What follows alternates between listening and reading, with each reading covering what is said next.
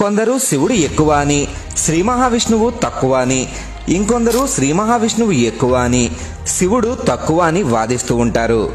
ఓసారి నారదుడికి కూడా ఇదే సందేహం రావడంతో కైలాసానికి వెళ్ళాడు. ఆ సమయంలో శివుడు ధ్యానంలో ఉన్నాడు. కొంతసేపటికి శివుడు కళ్ళు తెరవడంతో, ధ్యానంలో మీరు ఎవరిని స్మరిస్తూ ఉంటారు అని నారదుడు శివుణ్ణి ప్రశ్నించాడు.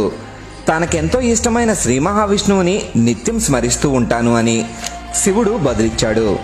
ఆ తర్వాత నారదుడు వైకుంఠానికి వెళ్ళాడు. ఆ సమయంలో శ్రీ మహావిష్ణువు ధ్యానంలో ఉన్నాడు. కొంతసేపటికి శ్రీ మహావిష్ణువు కళ్ళు తెరవడంతో, ధ్యానంలో మీరు ఎవరిని స్మరిస్తారు అని నారదుడు శ్రీ మహావిష్ణువుని ప్రశ్నించాడు. తనకెంతో ఇష్టమైన శివుణ్ణి తాను నిత్యం స్మరిస్తూ ఉంటాను అని శ్రీ మహావిష్ణువు నారదుడికి బదులిచ్చాడు. దాంతో శివుడు శ్రీ మహావిష్ణువు వేరు కాదు అని, శివకేశవులిద్దరూ ఒక్కటేనని నారదుడికి అర్థమైంది.